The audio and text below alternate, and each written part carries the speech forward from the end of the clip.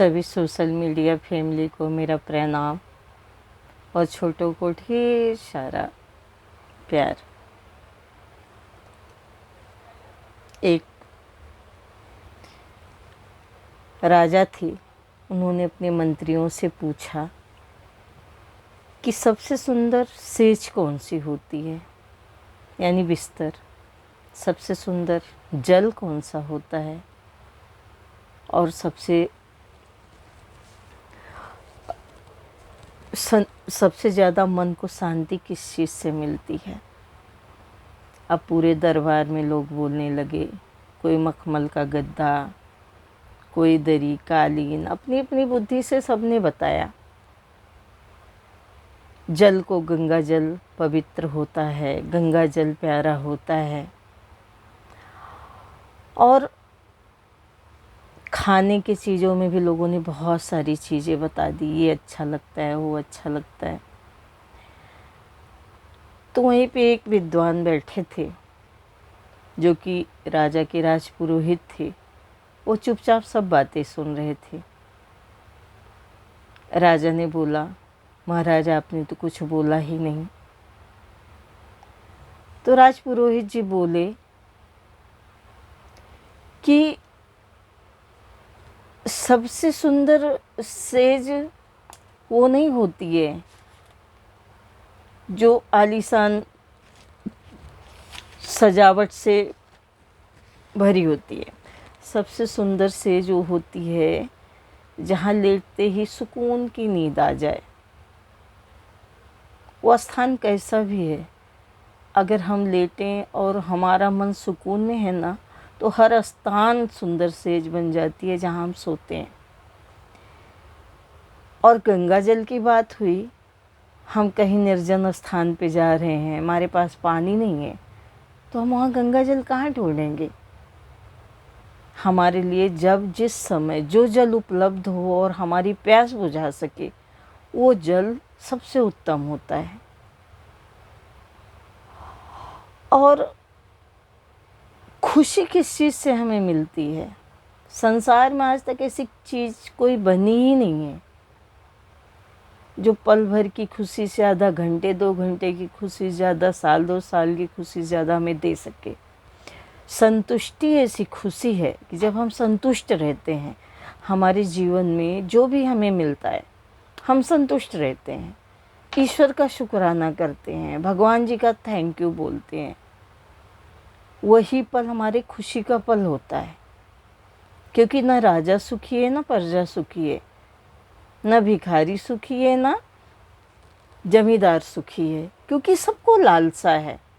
राजा को और राज्य जीतने की, प्रतापी बनने की लालसा है, तो एक व्यापारी को और धन कमाने की लालसा है, एक भिखारी को और लालसा है कि मैं और कल ज़्यादा धन भिक्षा मांग सकूं।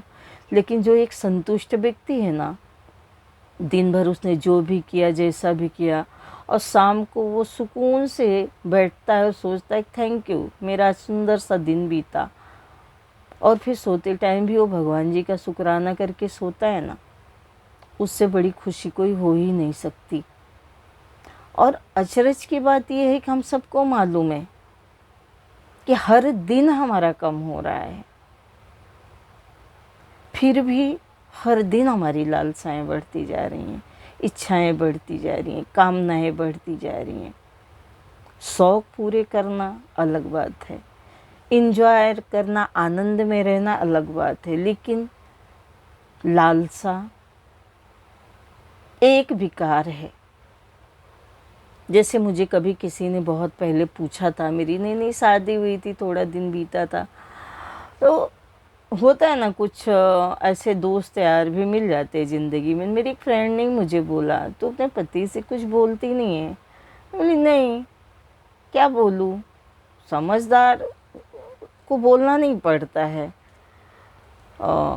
तो मुझे संतोष है। तो वो बोलती है नहीं, मैं तो झगड़ती हूँ, इस चीज़ के लिए झगड़ती हूँ, उस चीज़ के लिए, मुझे ये चाहिए, मुझे वो चाहिए। तो एक बार मुझे भी ऐसा फील हुआ था, बच्ची थी, नई नई शादी की, मैं भी बोलूँ, मैं भी कहूँ, मैं भी ये मांगूँ वो मांगूँ। भड़काने वाले आते हैं, और भड़कने वाले भड़क भी जाते हैं। जैसे मैं अपनी ज़िंदगी की बातें रखती हूँ कि एक बार मेरे बच्चे हुए, मेरी लड़की हुई, मेरे एक दोस्त ने बोला कि यार तेरी कोई बेटी हुई, तेरे पति ने क्या गिफ्ट दिया, तूने उन्हें बेटी दिया। मैंने ये सब सोचा ही नहीं था अपनी ज़िंदगी में। आज सोशल मीडिया पे आने के बाद मैं क्यों ये बातें बता रही हूँ कि आज ये सब चीज़ कॉमन हो गई हैं। आज की शादीशुदा ज़िंदगी क्यों ख़राब हो रही है? बच्चे ये सब चक्करों में पड़ गए हैं, लड़के हों चाहे लड़कियां हों। और मैं 20 साल पहले की बात कर रही हूँ, तो मेरी दोस्त ने मुझे बोला कि इंदु तेरे पति ने तुझे क्या गिफ्ट दिया, क्योंकि तूने उसको बेटी दिया। तो मैं हंस पड़ी, मैं बोली उन्होंने तो ऐसा कुछ गिफ्ट नहीं दिया। बोली मेरे पति ने तो मेरे पहले बच्चे पे मुझे अंगूठी दिया, तूने मुझे प्यारी सी बेटी दी। अच्छा, उनको भी बेटी हुई थी, मेरी बेटी से उनकी बड़ी थी 6 महीने। यकीन मानो मुझे भी दुख हुआ। मैंने बहुत दिनों तक इस बात का विरोध किया, कहा नहीं मैंने। मैं बोली कैसा है मेरा पति, इसको भी मुझे देना चाहिए था, लेकिन संकोची स्वभाव था तो मैंने कहा नहीं। ये आज आपके सामने कह रही हूँ 20 साल बाद, 22 साल बाद। असर होता है संगत का। मैं पता है बहुत महीनों विरोध करी कि मेरे पति ने कभी थैंक यू भी नहीं बोला, मैंने उनको बेटी दिया। तो ऐसे ही जब मेरी बच्ची जन्म ली दुनिया में, मैं बोलती हूँ कि भड़काने वाले भी आते हैं और भड़कने वाले भी। मैं दोनों मेरे साथ हो चुका है, मतलब मुझे भड़काने वाले भी आए हैं और मैं भड़क भी चुकी हूँ।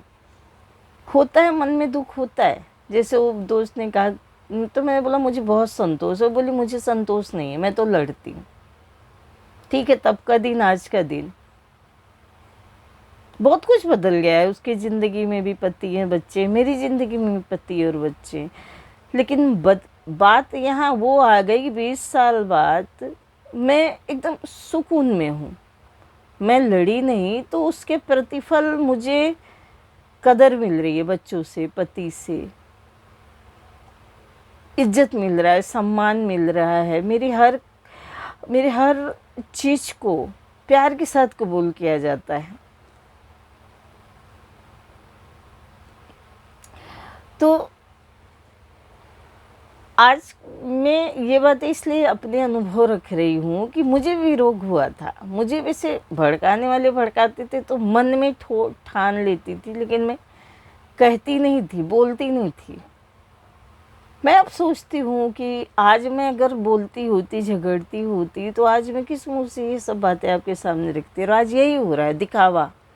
अरे यार, पति पत्नी का प्रेम किसी चीज़ का मोहताज नहीं होता है, करना चाहिए। मैं तो बोलती हूँ कि पति को अपनी पत्नी को बिना बोले ही कुछ चीज़ें पूरी करनी चाहिए।